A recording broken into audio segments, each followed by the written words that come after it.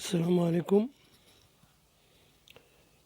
Je me suis tenu à faire la plupart de mes vidéos en langue française du fait que l'interlocuteur ciblé est celui qui ne nous comprend pas et que nous devons essayer de faire de notre mieux de lui envoyer le message pacifique, le message de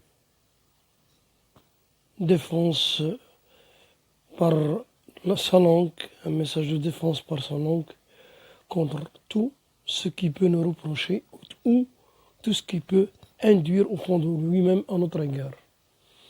Ce qui s'est passé en Nouvelle-Zélande, de la manière et tout ce que ça a été dit et la préparation du coup d'État, ce n'est pas nouveau pour le monde musulman.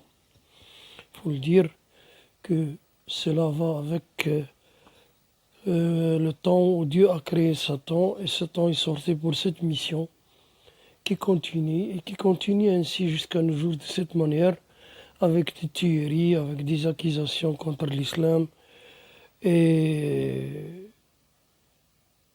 ce que nous ne voyons pas comme le mal qui ronge la société occidentale et dont on ne parle pas et dont les médias essaient de cacher réellement la réalité, et ce qui fait que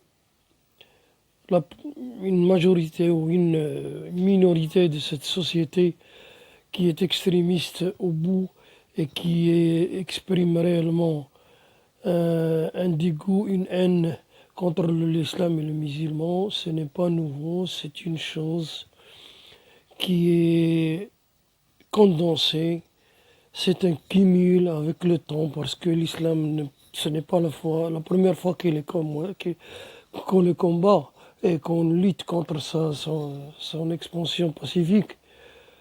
C'est réellement la millième fois où l'islam a été attaqué. Ceux qui sont morts, ils vont au paradis, on l'a dit, on continue à le dire. L'islam se défend par lui-même avant que les musulmans aient à le défendre. Le silence de ceux qui n'ont rien fait pour le défendre, ça ne signifie pas que Dieu oublie sa religion. Dieu a envoyé sa religion et a promis de la protéger. Il a envoyé le Coran, il a promis de la protéger, comme il a promis de remplir le paradis et l'enfer des gens qui le méritent.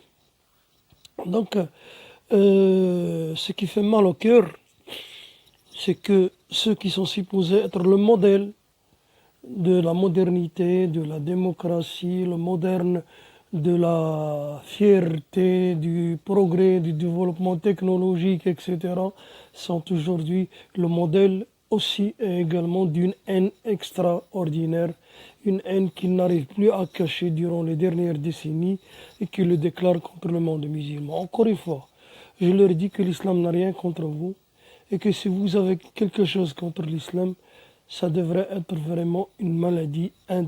Non, vous devez vous soigner. L'islam n'a rien à vous reprocher. L'islam, nous, au contraire, vous défend.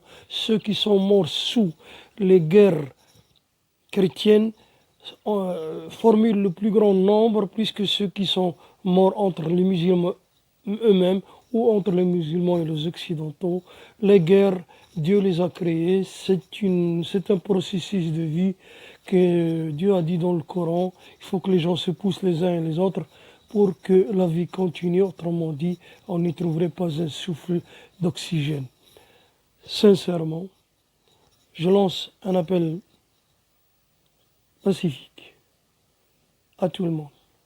Et tout le monde doit être tranquille, même les Occidentaux, monsieur, ils le savent ou ils ne le savent pas, à travers la Bible ou à travers les autres livres, ou à travers le Coran pour les musulmans, chacun a une vie qui lui a été destinée et préparée bien avant la création du monde, et chacun la vivra, et chacun mourra d'une telle manière qui lui a été destinée auparavant, selon le siècle où il vit, selon la période, et par les moyens modernes que son siècle subit, par la technologie.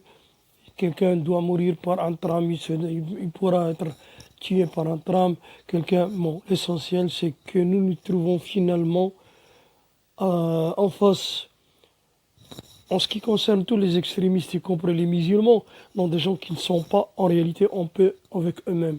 Parce que quand on est en paix avec soi-même, on l'est avec les autres, forcément. Et on devrait